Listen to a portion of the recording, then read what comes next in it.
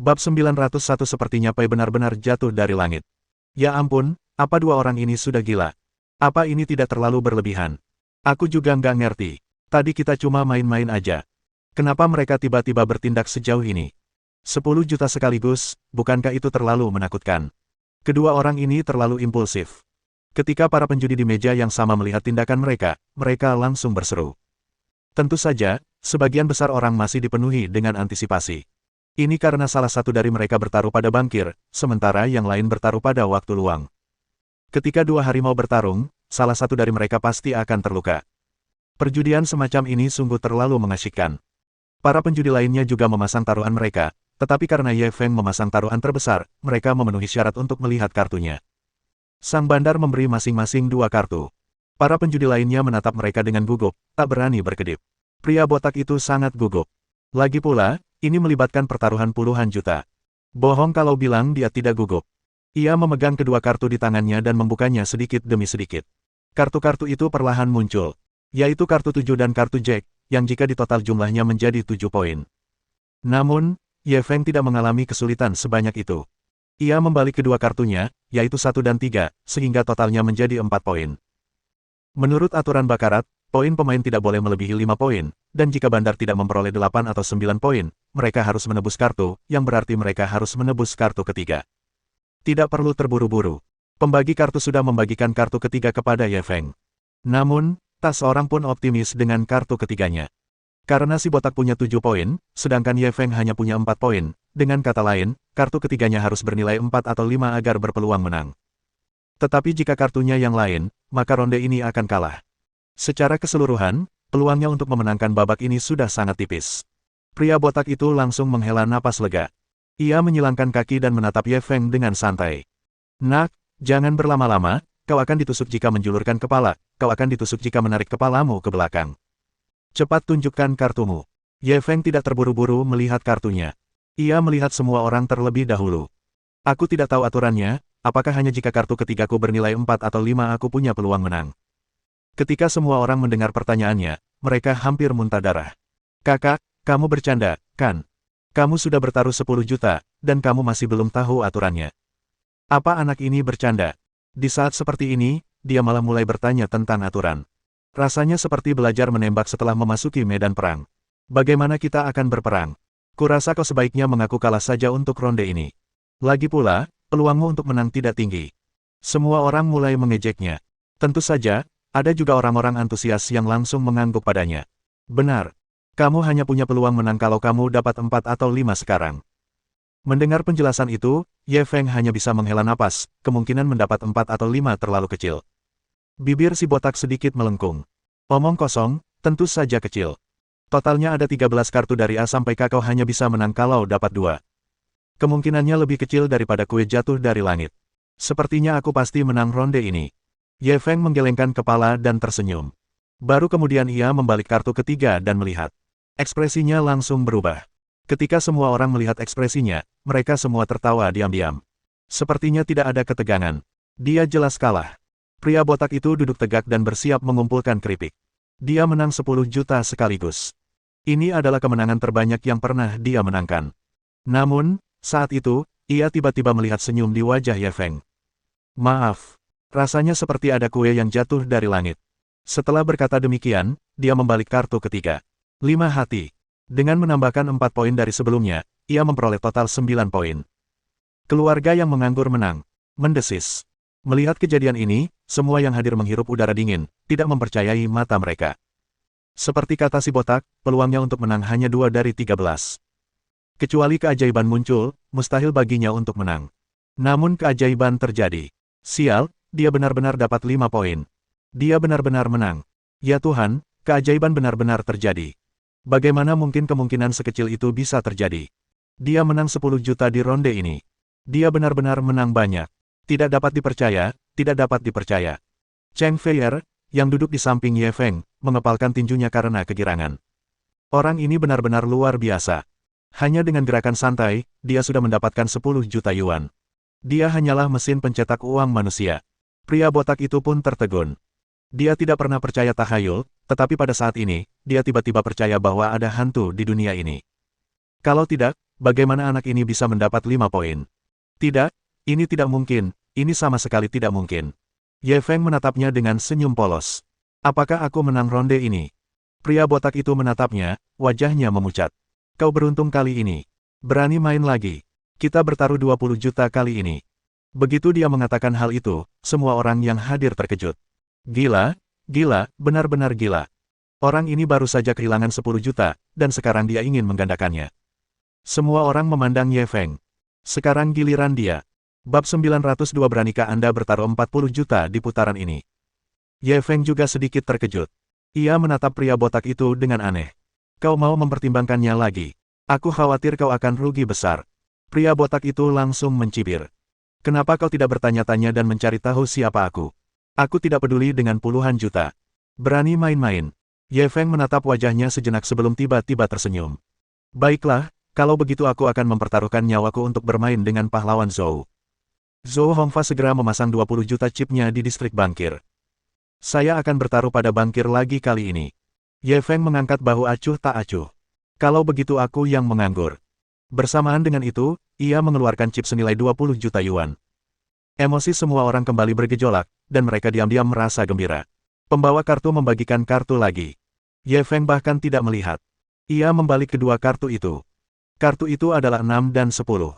Karena 10 hanya dapat dihitung sebagai 0, nilai total kedua kartu adalah 6. Karena lebih tinggi dari 5, tidak perlu mengarang. Semua orang menoleh ke arah Zhou Hongfa. Selama poinnya lebih dari 6, dia akan memenangkan ronde ini. Zhou Hongfa sedikit gugup. Ia membalik kartu poker di tangannya sedikit demi sedikit. Kartu pertama menunjukkan 8 poin, yang membuatnya semakin gugup. Dalam hatinya, dia terus berteriak, 00000. Selama kartu kedua adalah 10, Jack, Queen, King, atau S, dia akan memenangkan permainan, dan kemungkinannya tinggi. Namun ketika dia membalik kartu kedua, dia terdiam. Kartu keduanya adalah 6, yang jika ditotal menjadi 4 poin. Semua orang yang tadinya penuh harap langsung menghela napas. Keberuntungan mereka sepertinya sedang kurang beruntung. Namun, ini bukan akhir. Karena kartu Zhou Hongfa kurang dari 5 poin, ia harus menambahkan satu kartu lagi. Apakah mereka bisa memenangkan ronde ini atau tidak bergantung pada kartu terakhir ini? Pembawa acara segera menyerahkan kartu ketiga. Zhou Hongfa tidak langsung menyentuh kartu itu. Ia justru menyesuaikan pikirannya dan menunggu hingga pikirannya sedikit tenang sebelum mengambil kartu itu dan membaliknya sedikit demi sedikit. Beberapa orang yang berdiri di belakangnya segera menjulurkan kepala, ingin melihat hasilnya saat itu juga. Jika Zhou Hongfa ingin memenangkan ronde ini, kartu ketiga harus berupa 3, 4, atau 5. Kartu poker itu dibuka sedikit demi sedikit, memperlihatkan sedikit warna hitam, lalu bunga plum, dan akhirnya sebuah angka. J. Keriting. Ketika semua orang melihat J of Clubs, mereka semua mendesah. Ketiga kartu tersebut jika ditotal memiliki 4 poin. Dia telah kalah. Ekspresi Zhou Hongfa berubah muram. Dia kalah, kalah lagi. Dia melemparkan kartu itu ke meja dan memukulnya dengan keras. Sial, kalah lagi. Apa dia nggak sial banget? Dia kehilangan 20 juta dalam satu putaran. Kalau saya takut kena serangan jantung.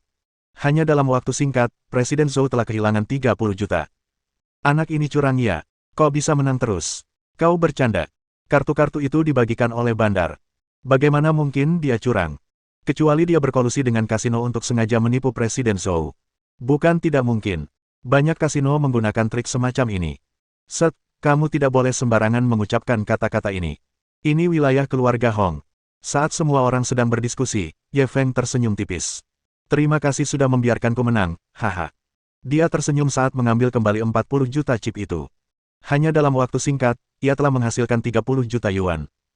Zhou Hongfa ini benar-benar ikan koi miliknya. Cheng Feier yang duduk di sebelahnya sudah mati rasa, Ye Feng sudah menang sepanjang pagi.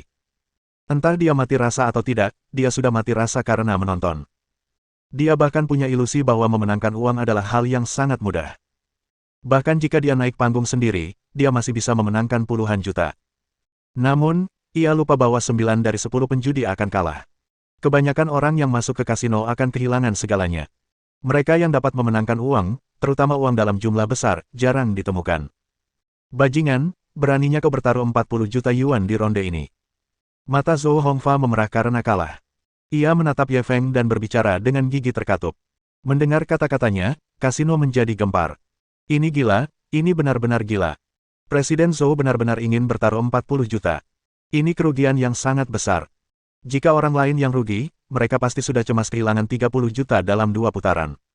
Mentalitasnya sudah runtuh. Dia ingin mendapatkan kembali semua uang yang hilang, tapi ini sangat berbahaya. Ya, berapa banyak orang yang kehilangan seluruh kekayaannya hanya karena dorongan sesaat. Presiden Zhou, tenanglah sedikit lagi. Zhou Hongfa menoleh dan memelototi mereka. Diam.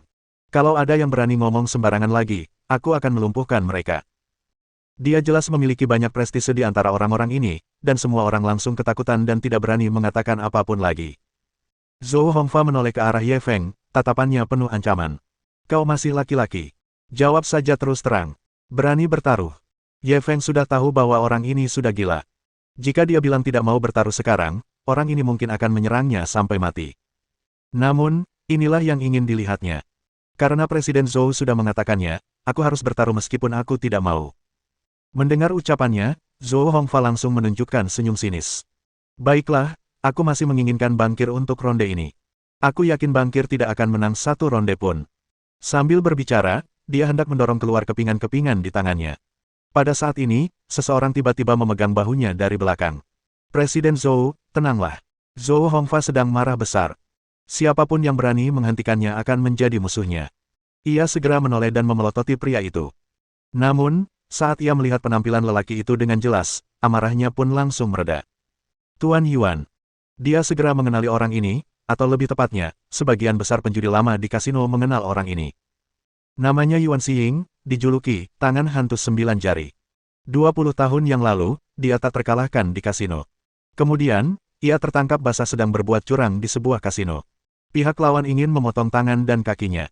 Pada akhirnya, Tuan Tua Honglah yang segera maju untuk melindunginya.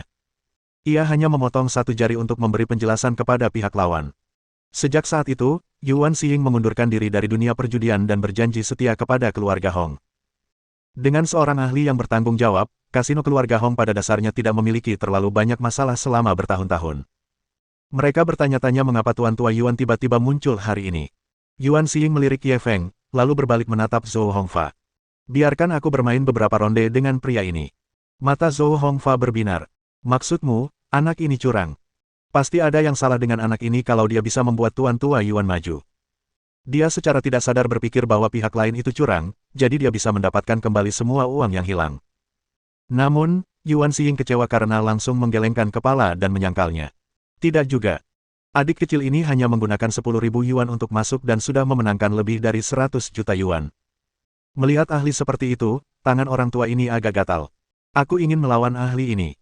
Saat dia mengatakan hal itu, suasana kembali gempar. Bab 903 sungguh menyenangkan bagi para ahli untuk bertarung.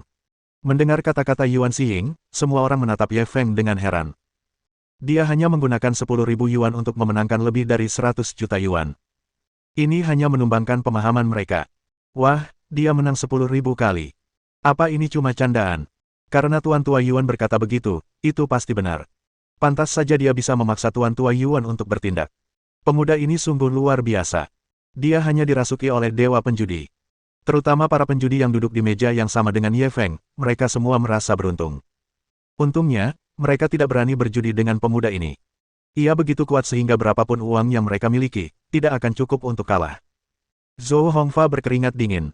Jika Yuan Xiying tidak datang tepat waktu, uang 40 jutanya pasti sudah habis. Dia tak kuasa menahan rasa benci di hatinya.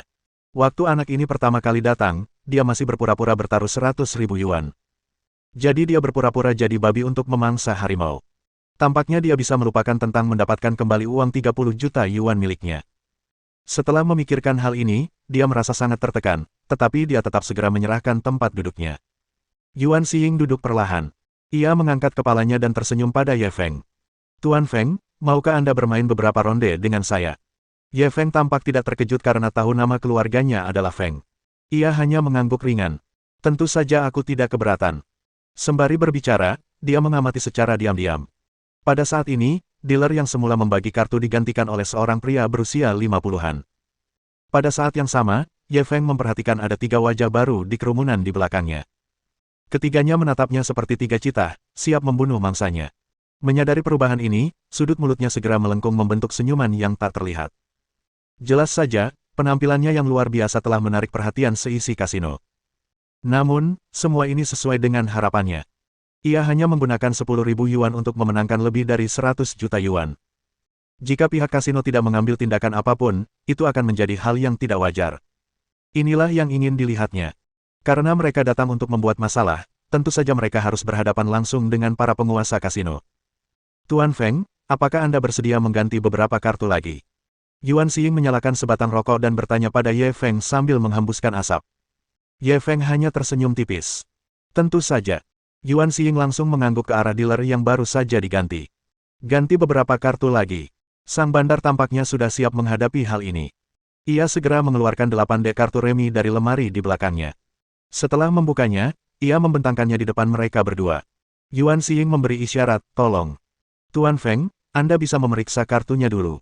Ye Feng tidak berbasa-basi. Ia mengambil kartu-kartu poker itu dan melihatnya, lalu mengangguk. Tidak masalah. Yuan Xiying juga berpura-pura memeriksa dan kemudian mengangguk untuk memastikan tidak ada masalah. Dealer kemudian mengocok kartu lagi dan memasukkannya ke dealer. Yuan Xiying merokok sambil menatap Ye Feng. Karena kita bermain dengan pemain ahli seperti Tuan Feng, taruhannya jangan terlalu kecil, kalau tidak, kita akan dipandang rendah oleh Tuan Feng. Saya akan bertaruh 10 juta dulu.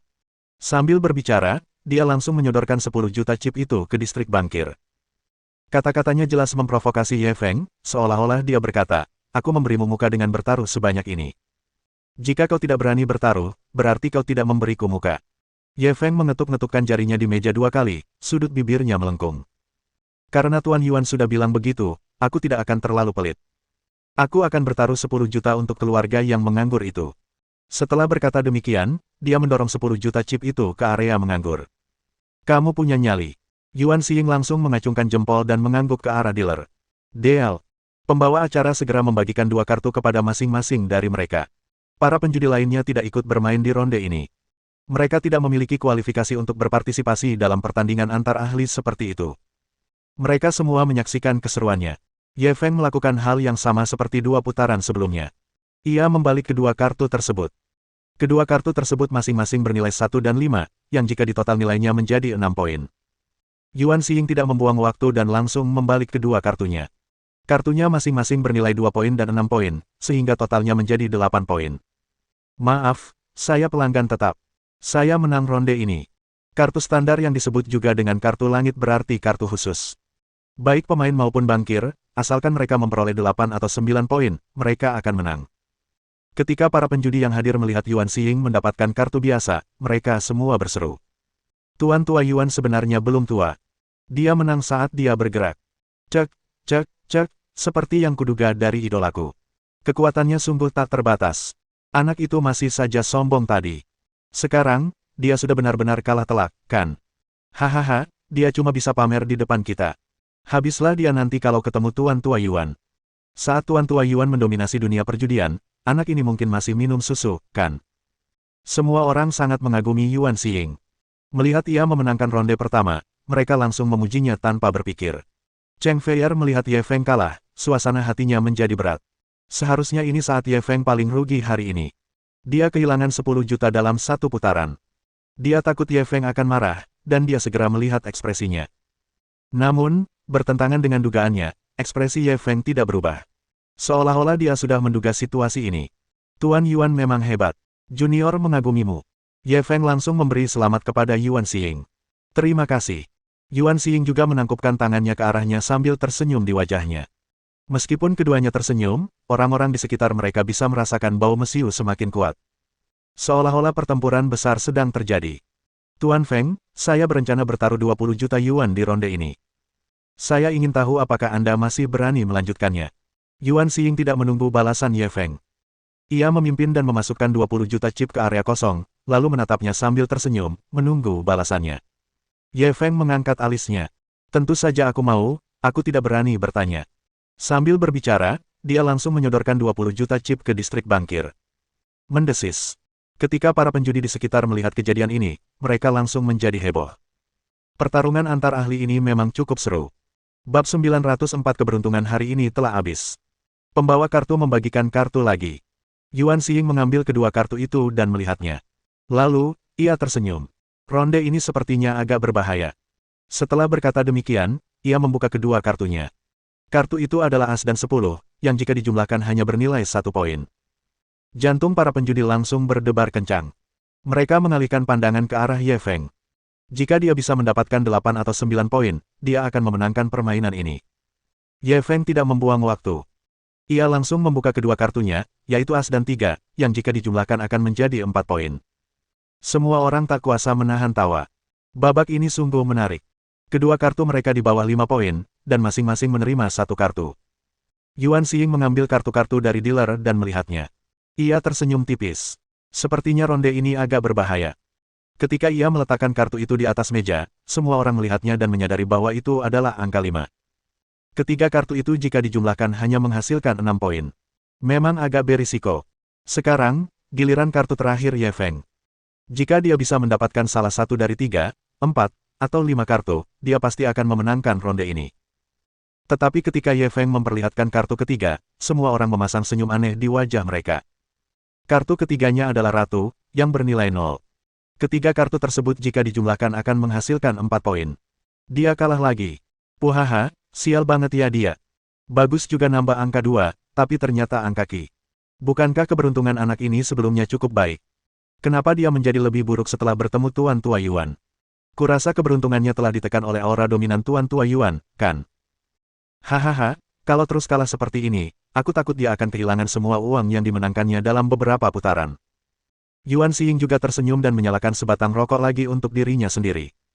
Aku tidak menyangka akan menang dengan kartu ini. Aku benar-benar beruntung. Terima kasih telah membiarkanku menang. Hati Cheng Feier mencelos. Ia kalah 2 ronde berturut-turut. Total kerugiannya mencapai 30 juta. Sepertinya Ye Feng telah bertemu lawannya. Namun Ye Feng masih tidak menunjukkan emosinya, ia hanya menggelengkan kepalanya pelan. Sepertinya aku sudah menghabiskan semua keberuntunganku hari ini. Yuan Xing langsung tertawa terbahak-bahak. Jangan bilang begitu. Mungkin keberuntunganmu akan berubah di kalimat berikutnya. Ayo kita main 40 juta di ronde berikutnya. Berani. Ketika para penjudi mendengar ini, mereka terkejut lagi. Tuan Tua Yuan berencana untuk memaksa anak ini ke jalan buntu. Ya, kalau dia terus kalah seperti ini, aku khawatir dia akan kehilangan semua chipnya dalam 2 atau 3 ronde. Saya hanya takut anak ini tidak berani menerima tantangannya. Siapa yang berani melawan ahli seperti Tuan Tua Yuan? Kalau aku anak ini, aku nggak akan main lagi. Lagi pula, aku sudah menang lebih dari 100 juta. Aku nggak akan bisa menghabiskan semuanya seumur hidupku. Saya juga. Tepat saat semua orang sedang berdiskusi. Ye Feng menggelengkan kepalanya. 40 juta tidak cukup.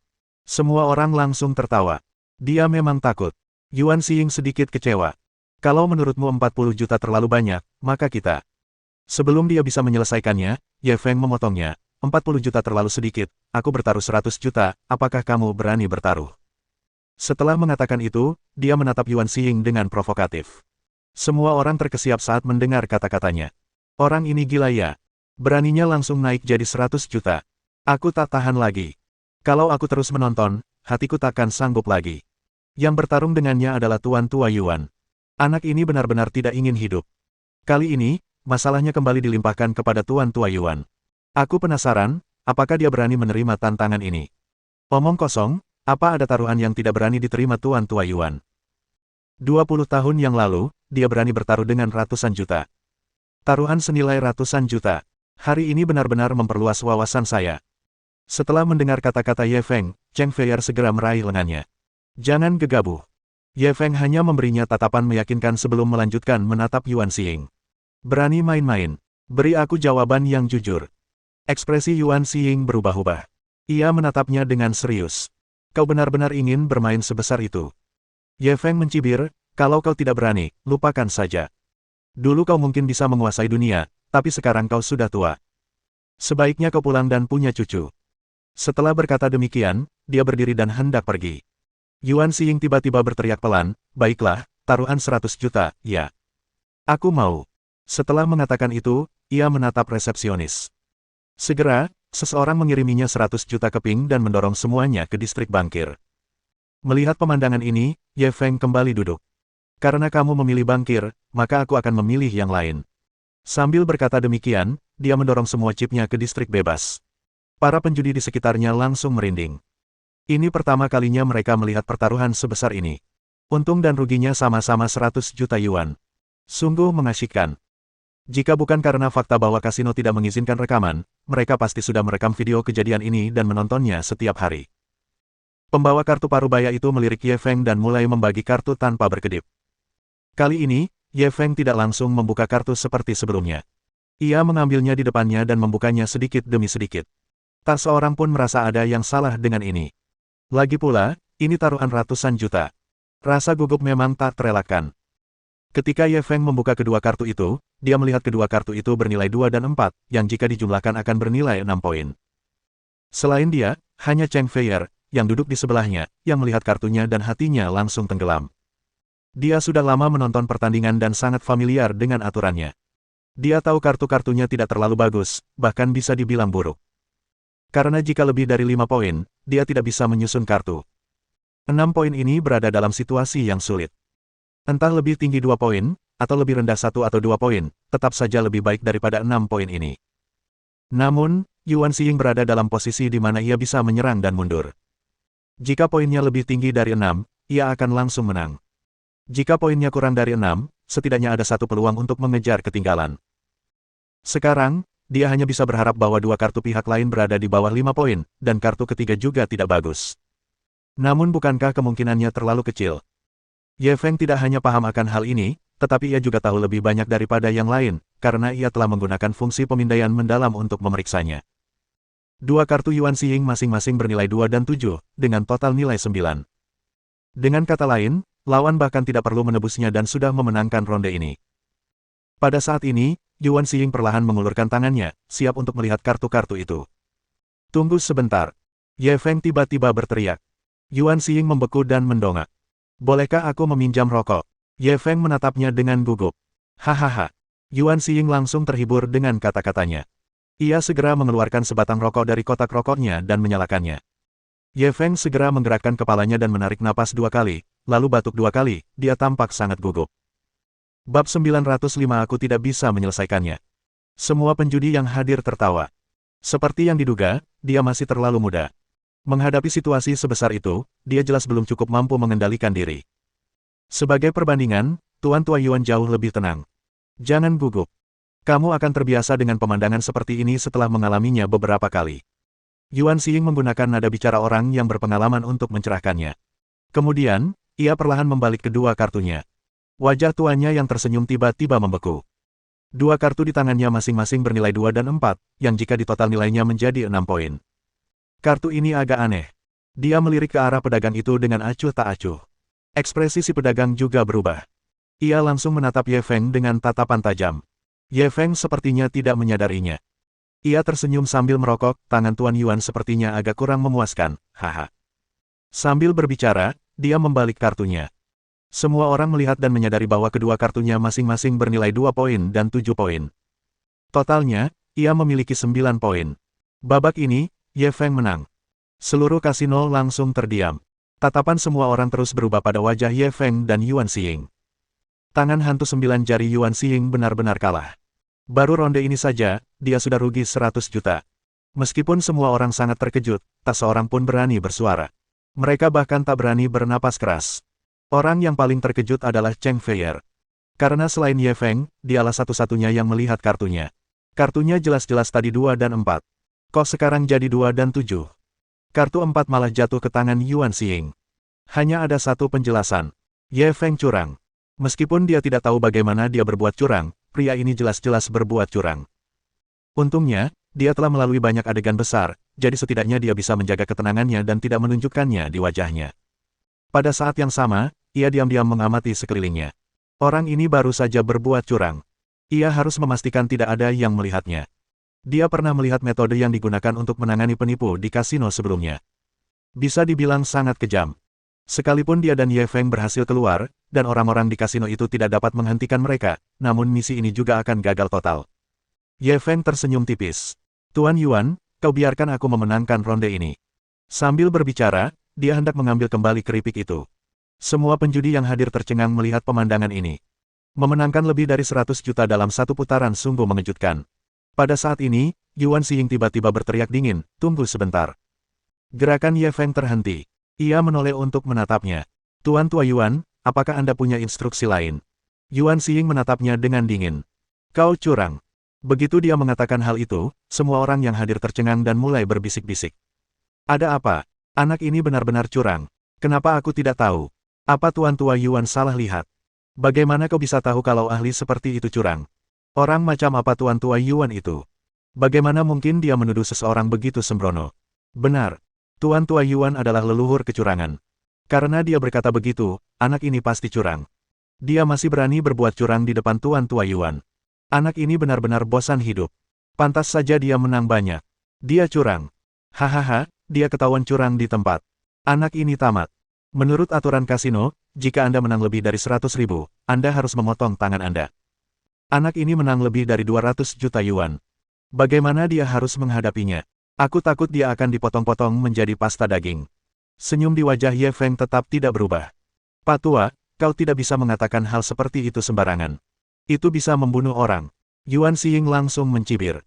Kalau kamu bisa, kenapa aku tidak bisa mengatakannya? Sambil berbicara, dia menatap ke arah 3 orang di kerumunan. Ketiga orang itu segera keluar dari kerumunan. Mereka menatap Ye Feng dengan senyum sinis. Kau memanfaatkan kesempatan untuk meminjam rokok dari Tuan Tua Yuan dan diam-diam mengganti kartumu. Apa kau benar-benar berpikir kami buta? Saraf Cheng Feier langsung menegang, dan tangan kanannya perlahan merogoh tasnya. Ada pistol di tasnya. Selama Ye Feng dalam bahaya, dia akan segera mengeluarkan pistolnya. Ye Feng melepaskan keripiknya dan perlahan duduk kembali, tanpa mengucapkan sepatah kata pun. Seringai di wajah Yuan Xiying semakin menjadi-jadi.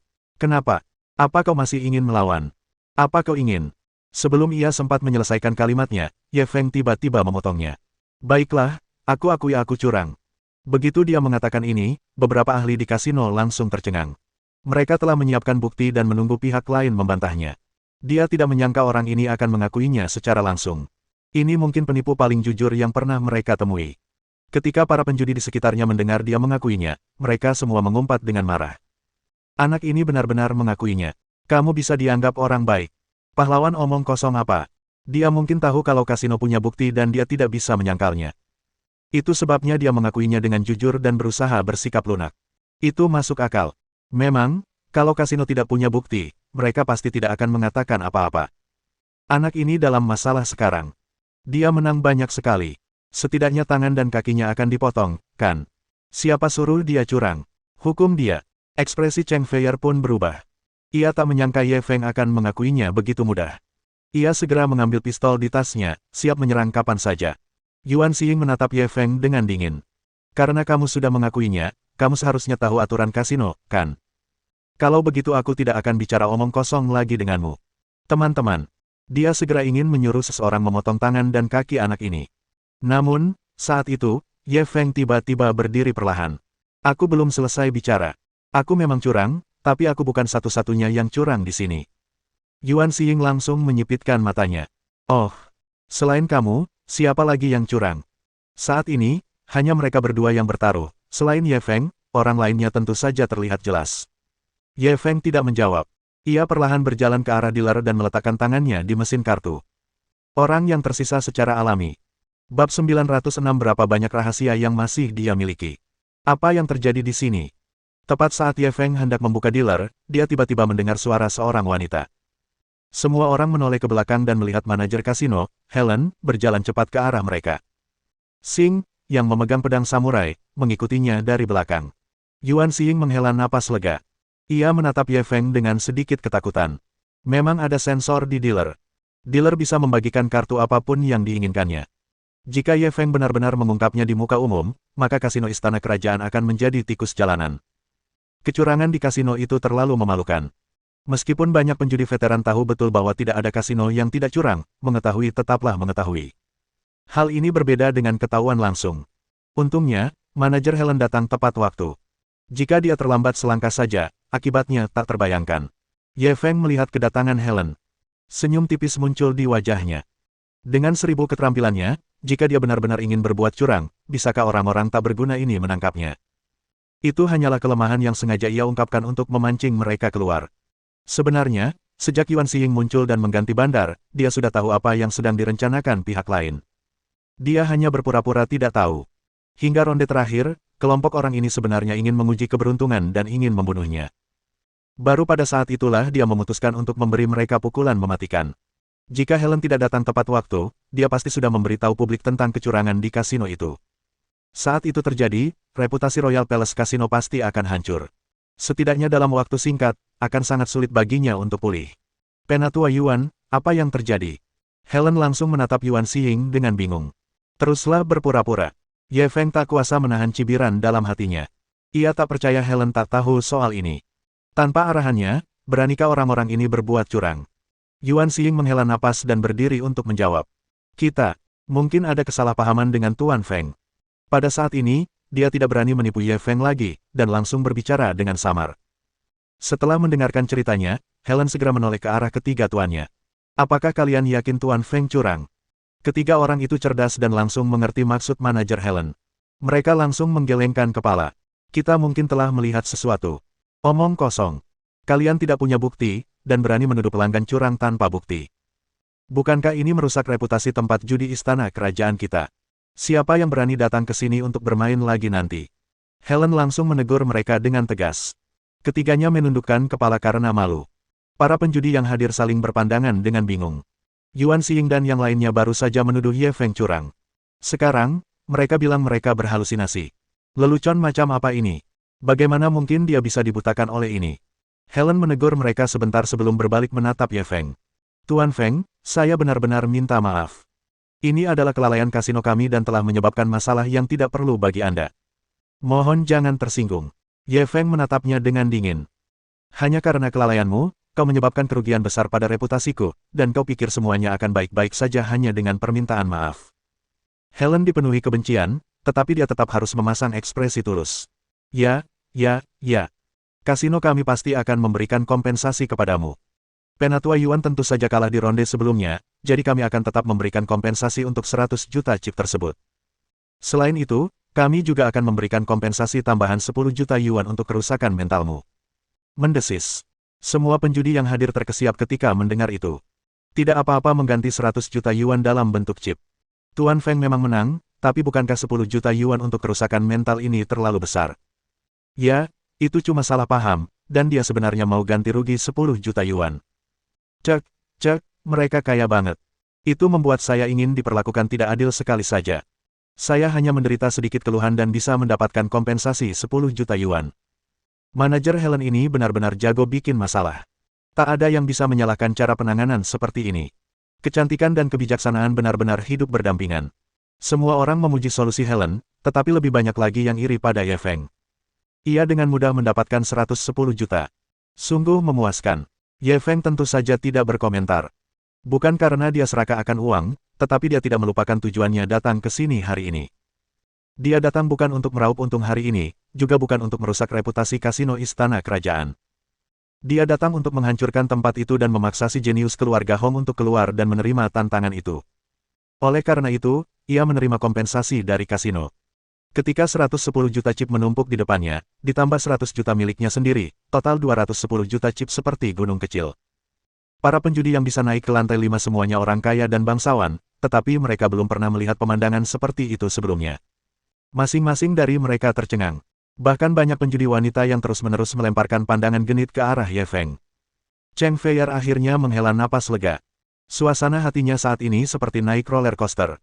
Ketika Ye Feng ketahuan berbuat curang, ia berpikir bahwa pertempuran besar tak terelakkan. Dia tidak menyangka situasinya akan berubah secepat ini. Kecurangan itu tidak hanya mudah diselesaikan, tetapi juga menerima kompensasi yang sangat besar. Melihat meja penuh keripik, keterkejutan di hatinya tak terlukiskan. Dia hanya menggunakan 10.000 yuan dalam bentuk chip, tetapi jumlah tersebut sebenarnya meningkat lebih dari 20.000 kali lipat. Masalah ini mungkin akan menimbulkan sensasi di seluruh kasino. Ye Feng juga akan menjadi legenda di kasino. Untuk waktu yang lama, legenda tentang dewa penjudi muda bernama Ye Feng akan menyebar di kasino. Sebelumnya, dia tidak tahu bahwa Ye Feng memiliki keterampilan berjudi yang begitu hebat. Berapa banyak rahasia yang dia miliki. Tampaknya tim keamanan tidak cukup berhati-hati untuk melewatkan informasi penting tersebut. Dia merasa perlu untuk lebih memahami pria ini. Bab 907 Jika kamu menang, aku akan menjadi milikmu malam ini. Setelah menghibur Ye Feng, Helen segera berbalik menatap penjudi lainnya. Karena kesalahan kasino kami, suasana hati semua orang hancur. Sebagai permintaan maaf, kasino kami akan membayar semua orang 500.000 dalam bentuk chip. Semoga semua orang bersenang-senang. Semua orang bersorak ketika mendengar bahwa masing-masing dari mereka bisa mendapatkan 500.000 chip. Meskipun 500.000 yuan bukanlah uang yang banyak bagi mereka tentu tidak akan menolak kesempatan bagus seperti itu. Dalam hati mereka semakin terkesan dengan cara manajer wanita di Royal Palace Casino menangani berbagai hal. Sebenarnya Helen punya rencana yang sangat bagus. Pertama-tama, para tamu kehormatan di lantai 5 semuanya adalah kontak penting keluarga Hong. Menghabiskan sedikit uang untuk meredakan ketidakpuasan semua orang adalah transaksi yang sangat hemat biaya. Kedua, meskipun mereka masing-masing diberi 1 juta chip, pada akhirnya mereka tetap akan kalah dari kasino. Tidak ada yang benar-benar bisa mengambil uang itu. Kalau begitu, kenapa tidak? Di sisi lain, Ye Feng membuatnya sakit kepala. Pria ini telah memenangkan begitu banyak uang, dia pasti tidak akan membiarkannya mengambilnya. Kalau tidak, Kasino Royal Palace akan benar-benar menjadi bahan tertawaan. Namun, orang ini terlalu kuat dan sangat licik. Baik bermain curang atau bermain curang, kasino mereka tidak ada tandingannya. Sekarang, dia hanya bisa berharap Hong Jiajun segera datang. Kalau tidak, mereka tidak akan bisa menghentikan orang ini sama sekali. Ye Feng tak peduli dengan apa yang dipikirkannya. Setelah menerima chip, ia langsung menatap para penjudi. Ayo, kita lanjutkan bermain. Ketika para penjudi mendengar ini, mereka semua menggigil. Lelucon macam apa ini? Bahkan tangan hantu 9 jari Yuan Xiying pun kalah. Bukankah mereka akan mencari kematian jika mereka naik? Pada akhirnya, Ye Feng bertanya berkali-kali, tetapi tidak ada yang berani mengatakan apapun. Jangan tanya. Kami tidak mau main-main dengan orang mesum sepertimu. Main saja sendiri. Zhou Hongfa, yang telah kehilangan 30 juta dolar dari Ye Feng, segera menyampaikan pendapatnya atas nama semua orang. Yang lain juga mengangguk setuju. Mereka jelas bersatu melawan musuh. Baiklah, dia dikucilkan. Ye Feng terdiam. Jika menjadi kuat adalah sebuah kesalahan, maka ia salah besar.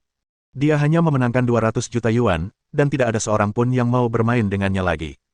Kekebalan sungguh sepi. Membosankan, terlalu membosankan. Dia menggelengkan kepala dan mendesah, lalu melambaikan tangan ke pelayan kasino. Tukarkan semua chip saya. Saya tidak mau main lagi. Pelayan itu buru-buru menatap manajer Helen. Ada aturan tidak tertulis di kasino bahwa tidak seorang pun dapat membawa pulang uang yang diperoleh kasino. Ye Feng telah memenangkan lebih dari 200 juta. Bagaimana mungkin dia, seorang pelayan biasa, berani menukarnya? Helen mengumpat dalam hati, tetapi senyum muncul di wajahnya. Ia perlahan berjalan mendekati Ye Feng. Tuan Feng, mengapa Anda terburu-buru pergi? Ye Feng mengangkat bahu tak berdaya. Kau juga melihatnya, tidak ada yang mau bermain denganku. Apa yang kutunggu kalau aku tidak pergi? Helen sangat cemas. Mengapa Hong Jiajun belum datang? Namun, ia tetap terlihat tenang. Bagaimana kalau aku main beberapa ronde dengan Tuan Feng? Ye Feng mengamatinya. Tentu, seberapa besar kau ingin bermain? Helen menggigit bibir bawahnya dan menatapnya dengan iba. Tapi aku tidak punya keripik. Ye Feng tertawa kecil. Kamu pemilik kasino, apa kamu takut tidak punya cukup chip? Helen sudah dekat dengan tubuhnya dan berkata, keripik itu milik bos.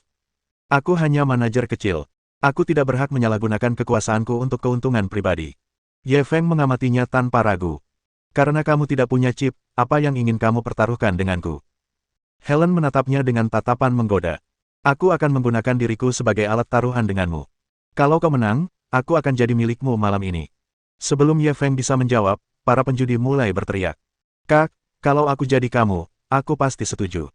Kamu nggak mungkin bisa dekat sama perempuan kayak manajer Helen, meskipun kamu punya uang. Ya, sebagian besar dari kami yang datang ke kasino istana kerajaan datang untuk manajer Helen. Bahkan dalam mimpiku pun, aku ingin mencium kecantikan manajer Helen. Aku rela kehilangan 10 tahun hidupku. Aku rela mati di tempat. Mati di bawah bunga peoni, jadi hantu juga romantis, haha. Sekelompok pria terus menatap Helen sambil meneteskan air liur. Ye Feng hendak menggodanya ketika dia merasakan dua niat membunuh menyerangnya. Yang satu datang dari Cheng Feier, yang menatapnya dengan tatapan mengancam. Yang satunya lagi dari pria bernama Xing. Jari-jarinya menekan gagang katana. Jika dia berani menyentuh Helen, dia mungkin akan langsung menghunus katananya. Ye Feng merenung. Haruskah dia memprovokasinya dengan sengaja? Akhirnya, ia memikirkannya dan memutuskan untuk tidak melakukannya. Tidak perlu memperumit masalah.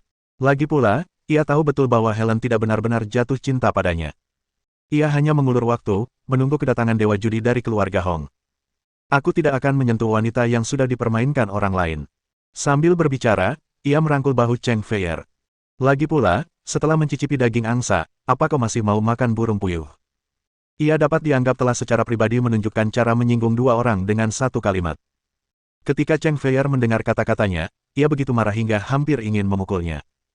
Apa maksudnya, mencicipi daging angsa? Kapan ia mencicipinya? Helen, di sisi lain, ingin membunuh seseorang. Ia selalu sangat sombong tentang kecantikannya. Selama ada pria yang ingin ia rayu, tak ada pria yang tak bisa ia rayu. Dia tidak menyangka akan dibenci hari ini. Meskipun dia mengakui bahwa Cheng Feier lebih cantik darinya, dia tidak genit seperti dia. Hanya ini saja sudah lebih indah dari 1000 keindahan bagi seorang pria. Ye Feng berani memanggilnya, burung puyuh. Sungguh penghinaan besar. Namun, ia harus menahannya. Sebelum Hong Jiajun tiba, ia tidak bisa membiarkannya pergi, jadi ia tidak berani membantah. Angsa punya kelebihannya sendiri, dan burung puyuh punya keajaibannya sendiri. Orang yang belum pernah memakannya tidak akan mengerti rasanya. Bab 908 Saya menerima tantangan Anda. Angsa punya kelebihannya sendiri, dan burung puyuh punya keajaibannya sendiri. Orang yang belum pernah memakannya tidak akan mengerti rasanya. Pada saat ini, tiba-tiba terdengar suara dari lantai 5. Semua orang menoleh dan melihat sosok tinggi perlahan keluar dari lift. Helen melihat pria itu dan wajahnya berseri-seri. Musuh bebuyutan anak ini akhirnya tiba. Lelaki yang berbicara itu sangat tampan dan memiliki sedikit darah campuran. Dia mengenakan setelan jas hitam yang dibuat dengan baik, yang membuat sosoknya yang tinggi tampak lebih tegak. Tipe pria seperti ini pastinya adalah wujud impian setiap wanita. Bahkan pria seperti Ye Feng pun sedikit iri dengan kecantikannya. Para penjudi wanita pun semakin tergila-gila padanya. Tak perlu dikatakan lagi, pria ini pastilah Hong Jiajun yang telah memenangkan gelar Raja Judi 2 kali berturut-turut dan merupakan salah satu yang terbaik di antara generasi muda keluarga Hong. Di belakangnya ada beberapa pria tua. Ye Feng awalnya mengira bahwa mereka adalah bawahan Hong Jiajun, tetapi ketika dia mendengar para penjudi di sekitarnya berseru, dia tahu bahwa dia salah. Sial, bukankah itu Lu Zhengming, Raja Judi Turnamen Raja Judi 2002? Dia kuda hitam terbesar saat itu. Apakah lelaki tua di samping Lu Zhengming adalah Raja Dadu Nanjiang, Chen Nansing, yang telah pensiun selama bertahun-tahun? Benar, Chen Nansing. Yang di sebelahnya sepertinya Wu Qingqiong, yang telah memenangkan gelar Raja Judi 2 kali berturut-turut, kan? Itu Wu Qingqiong. Kalau dia tidak ikut kompetisi ketiga, dia pasti menang 3 kali, kan? Begitu banyak penjudi senior, mengapa mereka semua berjalan bersama Hong Jiajun? Dan mereka semua berjalan di belakangnya, seperti antek-anteknya. Dari sini, dapat dilihat bahwa kekuatan Hong Jiajun telah diakui oleh banyak senior. Sepertinya Hong Jiajun benar-benar punya peluang untuk memenangkan treble. Omong kosong, semua orang telah menyaksikan kekuatan Hong Jiajun. Dia bisa dikatakan sebagai Raja Judi terkuat dalam sejarah. Siapa lagi kalau bukan dia? Pemuda yang datang untuk membuat masalah hari ini tampaknya sangat kuat. Itu tergantung siapa lawannya. Tentu saja, dia memang kuat dibandingkan kita, tapi kalau dia bertemu Hong Jiajun, itu akan sulit. Dia ingin bersaing dengan Hong Jiajun. Ini penghinaan terbesar yang pernah dialami Hong Jiajun. Kamu tidak bisa mengatakan itu. Saat semua orang berdiskusi dengan bersemangat, Hong Jiajun dan kelompoknya sudah berjalan mendekat. Helen berjalan cepat ke arahnya dan membisikkan sesuatu di telinga Hong Jiajun. Hong Jiajun melirik keripik di atas meja, lalu menatap Ye Feng. Kau yang datang untuk membuat masalah. Apa kau tahu ini wilayah keluarga Hong? Ye Feng mengangguk. Aku tahu. Hong Jiajun menunjuk hidungnya. Lalu, kau tahu siapa aku? Ye Feng mengangguk lagi. Aku juga tahu. Hong Jiajun langsung mencibir. Kamu masih berani datang ke sini dan membuat masalah. Bibir Ye Feng melengkung. Itu karena aku tahu aku datang. Hong Jiajun sangat marah hingga tertawa. Jadi, kau di sini untukku.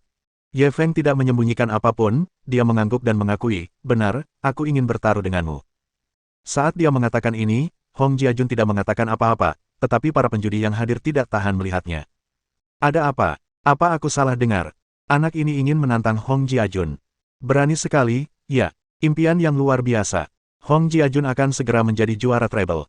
Apa anak ini gila? Apa dia pikir dia bisa mengalahkan Hong Jiajun hanya karena dia bisa mengalahkan kita? Tidak mungkin, kan?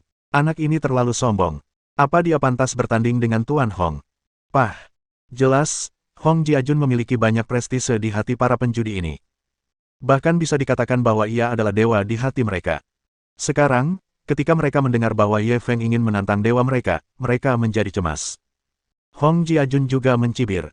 Agak berlebihan kalau bilang kau memukul batu pakai telur. Tidak sembarang orang punya kualifikasi untuk menantangku. Aku sedang ada tamu penting, jadi aku tidak punya waktu untukmu. Kau bisa ambil 10 juta uang ini dan serahkan sisanya padaku.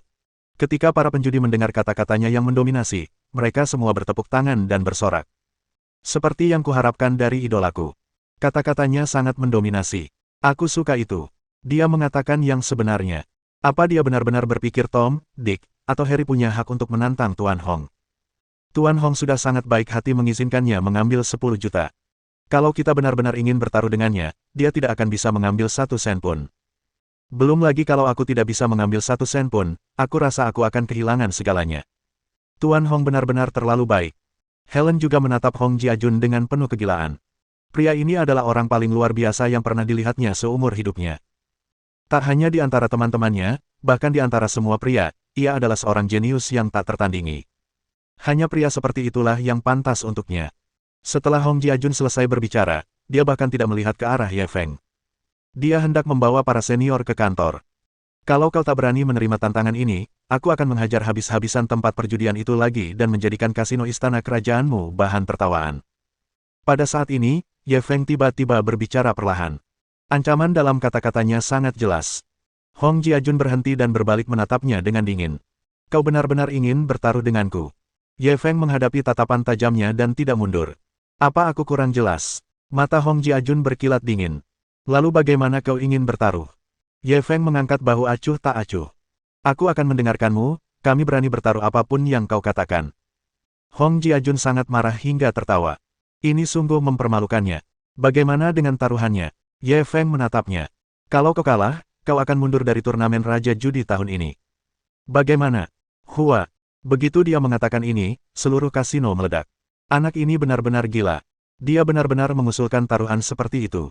Sebesar apa dendam ini? Lagi pula, sebenarnya tujuannya adalah untuk menghentikan Tuan Hong berpartisipasi dalam turnamen Raja Judi. Dia ingin menghentikan Tuan Hong. Itu hanya mimpi yang sia-sia. Anak nakal ini pasti dikirim musuh untuk membuat masalah. Cepat usir dia. Hong Jiajun tidak peduli dengan keributan kerumunan, dia hanya menatap Ye Feng. Lalu bagaimana kalau kau kalah? Ye Feng perlahan mengangkat tangannya. Kalau aku kalah, aku akan mematahkan tanganku sendiri. Kali ini semua yang hadir bahkan lebih terperangah. Keahlian berjudi Ye Feng jelas terlihat oleh semua orang, mampu menggunakan 10.000 yuan untuk membunuh dari lantai pertama hingga lantai 5, dia jelas merupakan ahli judi yang langka. Bagi para penjudi, pentingnya kartu tangan mereka sudah jelas. Kartu tangan adalah sumber kehidupan mereka. Namun Ye Feng bersedia mempertaruhkan kedua tangannya, apakah dia melebih-lebihkan dirinya sendiri, atau apakah dia memiliki sesuatu untuk diandalkan. Hong Jiajun menatap wajah Ye Feng cukup lama sebelum mengangguk perlahan. Baiklah, aku terima tantanganmu. Bab 909 apakah dia biasanya senakal ini? Ketika mereka mendengar bahwa Hong Jiajun telah menyetujui tantangan Ye Feng, kasino kembali gempar. Astaga, Tuan Hong benar-benar menyetujui tantangannya. Bukankah ini terlalu berisiko? Kalau dia kalah, bukankah treble-nya sudah berakhir? Kau bercanda. Bagaimana mungkin Tuan Hong kalah? Selalu ada, bagaimana jika, dalam segala hal. Si Feng ini juga tidak lemah. Bagaimana kalau dia kalah? Tidak mungkin ada kemungkinan, bagaimana jika? Kami percaya pada kekuatan Tuan Hong. Benar sekali. Tuan Hong adalah yang terkuat yang pernah kulihat. Bagaimana mungkin dia kalah? Bukan hanya para penjudi, bahkan Cheng Feier pun terkejut. Dia harus mengakui bahwa kemampuan Ye Feng dalam berjudi jauh melampaui imajinasinya. Namun, ia kini berhadapan dengan Hong Jiajun, yang telah meraih gelar Raja Judi 2 kali berturut-turut. Terlalu berisiko baginya untuk bertaruh dengan kedua tangan. Tetapi sekarang Hong Jiajun telah menyetujuinya, sudah terlambat baginya untuk menghentikannya. Dia membuat keputusan dalam hatinya. Jika Ye Feng benar-benar kalah, mereka harus membunuh untuk keluar. Helen juga terkejut. Ia menatap Ye Feng dengan linglung. Pria ini berani bertindak sejauh ini. Apa dia benar-benar percaya diri? Bagaimana mungkin? Jiajun adalah Raja Judi terkuat sepanjang sejarah. Dia tidak akan pernah kalah. Namun, dia tetap berhati-hati dan langsung tersenyum. Di luar kacau. Agar tidak mengganggu kalian berdua, ayo kita ke ruang VIP. Hong Jiajun sangat tidak puas dengan pengaturannya. Ia jelas takut jika ia kalah di depan umum, reputasinya akan hancur, jadi ia menyarankan untuk pergi ke ruang privat. Jelaslah bahwa dia tidak percaya pada kekuatannya. Helen panik ketika melihat raut wajahnya berubah muram. Ia buru-buru menjelaskan, saya hanya merasa kami tidak sabar menunggu kalian para senior datang ke kasino kami. Di ruang VIP, mereka bisa minum teh dan beristirahat. Setelah mendengar penjelasannya, Hong Jiajun tidak berkata apa-apa lagi. Ia berbalik dan berkata kepada para penjudi senior, kalau begitu, saya akan merepotkan kalian para senior untuk menjadi saksi kami. Para senior tentu saja tidak keberatan dan mengikutinya ke ruang VIP. Para penjudi di lantai 5 sedikit menyesal karena tidak bisa melihat kedua tuan muda ini bertarung dengan mata kepala mereka sendiri. Namun, mereka tidak langsung pergi. Mereka semua bersiap untuk tinggal dan menunggu hasil akhirnya. Bagaimanapun, duel pribadi hari ini akan menjadi acara besar di kasino. Mereka bisa menjadi saksi kejadian tersebut dan membanggakannya untuk waktu yang lama ketika mereka kembali. Ruang VIP tidak terlalu besar, hanya sekitar 20 meter persegi, tetapi dekorasinya sangat mewah. Di tengah ruangan, terdapat beberapa meja judi mewah. Terdapat area istirahat di sekitarnya, dan sofa serta meja kopinya juga sangat mewah. Sekali lihat, orang bisa langsung tahu bahwa semuanya adalah barang-barang mewah. Para ahli senior semuanya duduk di ruang istirahat, diikuti Helen dan Cheng Feier. Ye Feng dan Hong Jiajun duduk di kedua ujung meja, Yuan Xiying bertindak sebagai pembagi kartu untuk mereka. Hong Jiajun perlahan menarik kembali pandangannya dan bertanya dengan santai, katakan padaku, bagaimana kamu ingin bermain? Tamu akan melakukan apa yang diinginkan tuan rumah. Bagaimana kau ingin bermain? Aku akan mendengarkanmu. Ye Feng memasang sikap acuh tak acuh. Penampilannya membuat Hong Jiajun semakin marah. Seperti perkataan seorang guru bela diri kepada seorang pemuda yang baru saja memasuki dunia bela diri, tidak peduli bagaimana kau menyerang, aku jamin kau tidak akan mampu melukai sehelai rambutku pun. Dia sedang meremehkannya. Kudengar seni seribumu cukup kuat. Kalau begitu, ayo kita bertanding di seni seribu. Terbaik dari 3. Hong Jiajun menyeringai tipis. Ia jelas-jelas mengejek Ye Feng karena berbuat curang di acara judi. Ye Feng pun membalas, aku memang tahu ribuan teknik, tapi semuanya berdasarkan teknik, aku tak pernah menggunakan alat peraga. Dia jelas-jelas mengejek kasino karena berbuat curang dengan alat peraga. Bahkan sebelum taruhan dimulai, bau mesiu di antara mereka berdua sudah sangat kental. Hong Jiajun mendengus dingin. Jangan khawatir, aku tidak butuh alat peraga untuk menghadapimu. Di babak pertama, kita main dadu, dan yang angkanya paling kecil menang. Ye Feng tentu saja tidak keberatan. Yuan Xiying segera memberikan sebuah cangkir dadu yang tampak indah kepada Hong Jiajun. Cangkir inilah yang biasa ia gunakan. Kamu tidak punya cangkir dadu. Mau aku pinjamkan satu? Ia mengambil cangkir dadu itu dan menimbangnya, lalu menatap Ye Feng. Tidak perlu. Pakai ini saja. Ye Feng melihat sekeliling. Ia berdiri dan mengambil gelas anggur dari meja di sampingnya. Tindakannya itu langsung mengejutkan semua orang yang hadir. Para penjudi senior mengerutkan kening. Pemuda ini benar-benar tidak seperti biasanya. Dia hanya meremehkan lawannya. Seorang penjudi yang terampil, tidak peduli lawan yang dihadapinya, tidak boleh meremehkan lawannya. Berapa banyak orang jenius yang akhirnya mencelakai diri sendiri karena kesombongan mereka. Kenapa generasi selanjutnya tidak belajar dari kesalahan mereka? Ketika kamu menghina lawanmu, kamu juga menghina dirimu sendiri. Mereka jelas tidak senang dengan tindakan Ye Feng. Siapa yang berani mengocok dadu dengan gelas anggur merah? Cheng Feier duduk di samping, merasa canggung terhadap Ye Feng. Pria ini sering melakukan hal-hal tak terduga. Ia sudah terbiasa. Namun, jelas bahwa para senior ini tidak terbiasa dengan hal itu. Helen, yang duduk di sebelahnya, menutup mulutnya dan tertawa. Lalu, ia menoleh ke arahnya. Biasanya dia begini, nakal. Sebenarnya dia ingin mengatakan, tidak selaras, tetapi dia merasa itu agak kurang tepat, jadi dia mengubah kata sifatnya. Mana mungkin aku tahu? Aku tidak mengenalnya. Cheng Feier langsung mengerucutkan bibirnya. Dia mengatakan yang sebenarnya. Sebelumnya, dia hanya bertemu Ye Feng beberapa kali. Mereka hanya bertemu selama 2 hari di kasino. Kalau saja dia tahu kalau dia akan bersikap tidak masuk akal, dia pasti akan mempertimbangkan apakah dia harus membiarkan dia melakukan misi itu bersamanya. Melihat wanita itu diam saja, Helen tidak bertanya lebih lanjut. Ia malah memegang dagunya dan menatap kedua pria di meja judi dengan penuh minat. Sepertinya, agak mirip. Hong Jiajun melihat tindakan Ye Feng, dan ia tak kuasa menahan senyum dingin. Kau sendiri yang memilihnya. Saat kau kalah, jangan cari alasan. Sambil berbicara, ia meraih cangkir dadu dengan tangan kanannya dan dengan lembut mengusapnya di atas meja. Kelima dadu pun dimasukkan ke dalamnya.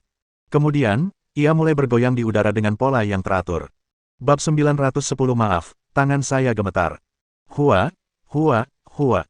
Gerakan Hong Jiajun dalam mengocok dadu tidak hanya sangat anggun, bahkan suaranya pun berirama sangat merdu, bagaikan melodi yang merdu. Dari sini, jelas terlihat bahwa ia telah menerima pelatihan yang sangat ketat. Jika tidak, mustahil baginya untuk melakukannya. Para senior yang menyaksikan pertarungan itu tak kuasa menahan anggukan dan pujian. Seperti yang diharapkan dari pendatang baru terkuat yang memenangkan gelar Raja Judi 2 kali berturut-turut. Keterampilan dasarnya terlalu solid. Ya, lihat postur dan kekuatannya saat mengocok dadu. Jelas sekali dia diajari oleh guru terkenal. Apapun hasilnya, keterampilan dasar ini saja sudah cukup untuk membuat sebagian besar orang di dunia perjudian merasa malu. Tidak ada reputasi palsu. Bukan kebetulan Tuan Hong bisa menjadi Raja Judi di usia semuda itu. Tuan Chen, Anda jago main dadu. Bagaimana pendapat Anda tentang kemampuan dadu Tuan Hong? Mereka mengobrol sebentar, lalu mengalihkan pandangan mereka kepada Chen Nansing, Raja Dadu Nanjiang. Ia adalah yang terbaik dalam bermain dadu di antara mereka, dan hanya komentarnya yang paling berwibawa. Mata Chen Nansing terpaku pada tangan Hong Jiajun. Matanya penuh kekaguman. Aku, seorang lelaki tua, mengeluh bahwa aku rendah diri. Helen juga sangat senang mendengar para senior memuji Hong Jiajun, tetapi ia tetap tersenyum rendah hati. Senior Chen, kau terlalu menyanjung kami. Lagi pula Jiajun kan junior. Bagaimana mungkin dia bisa mengalahkanmu? Chen Nansing menggelengkan kepalanya dengan tegas. Saya telah menghabiskan separuh hidup saya bermain dadu, tetapi bakat Tuan Hong jauh lebih baik daripada semua kerja keras itu. Saya tidak sedang merendahkan diri, tetapi saya memang tidak sebaik dia. Semua orang yang hadir terkesima.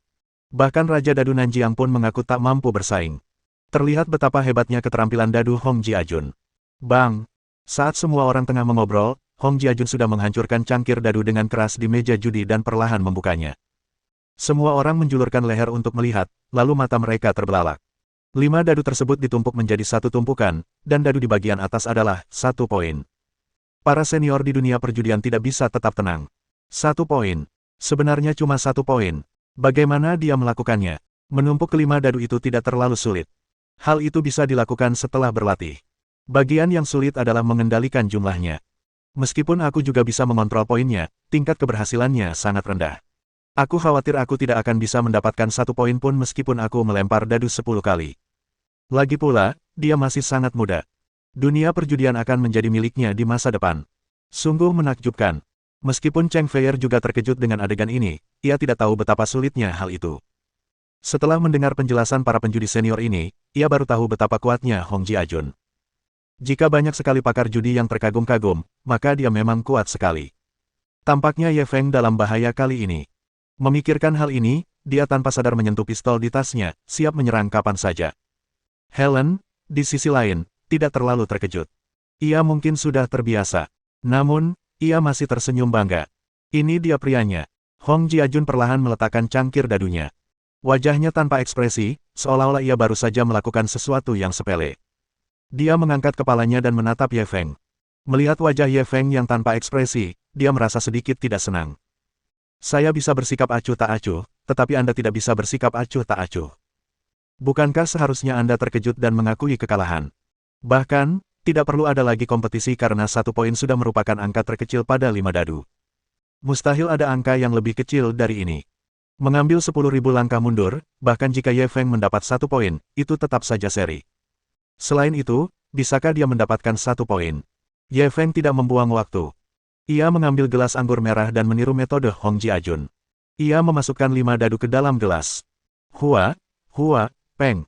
Karena dinding kaca gelas anggur merah sangat rapuh, gelas itu pecah terkena dadu setelah digoyang 2 kali, dan pecahan kacanya berjatuhan di seluruh meja. Cheng Feier dan Helen tak kuasa menahan tawa. Pria ini benar-benar membuat mereka terdiam. Para ahli judi menggelengkan kepala lagi. Mereka tak lagi punya harapan pada orang ini. 2 dari mereka bahkan mulai minum teh dan mengobrol. Mereka bahkan tak menoleh. Ye Feng dengan canggung mengambil dadu yang berserakan di tanah, lalu tersenyum pada Hong Jiajun. Maaf, aku kurang menguasai kekuatanku, ayo kita mulai lagi. Setelah berkata demikian, dia mengeluarkan segelas anggur merah lagi. Kali ini, ia tidak berpura-pura lagi. Ia malah dengan patuh meletakkan dadu itu ke dalam cangkir dan mulai mengocoknya perlahan di atas meja. Ketika Hong Jiajun melihat keangkuhannya, ejekan di wajahnya semakin kuat. Dia benar-benar linglung. Bagaimana mungkin dia mau bersaing dengan sampah macam ini? Ini benar-benar penghinaan terbesar yang pernah dideritanya. Suara mendesing. Ye Feng memutar cangkir anggurnya beberapa saat, lalu tangannya tiba-tiba berhenti.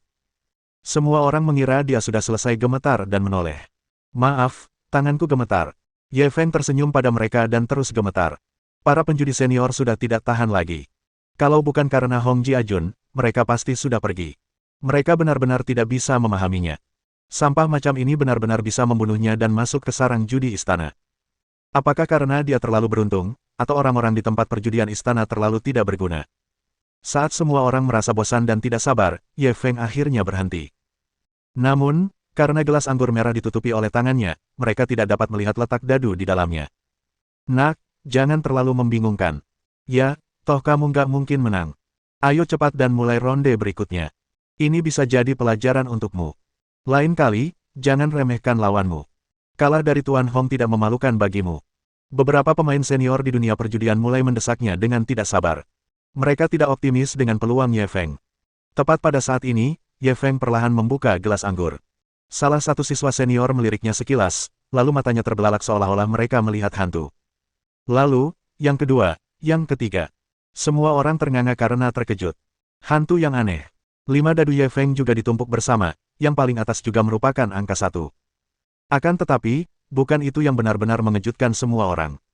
Yang benar-benar mengejutkan mereka adalah kelima dadu Ye Feng semuanya tersusun rapi, 5 titik di satu sisi semuanya 5 titik, dan 3 titik di sisi lainnya semuanya 3 titik. Ini agak tidak dapat dipercaya. Chen Nanxing, Raja Dadu Nanjiang, berjalan mendekat dan mengambil dadu satu persatu. Itu masih 1 poin. Tidak mengherankan, setiap dadu bernilai 1. Kakinya langsung lemas dan dia ingin bersujud menyembah.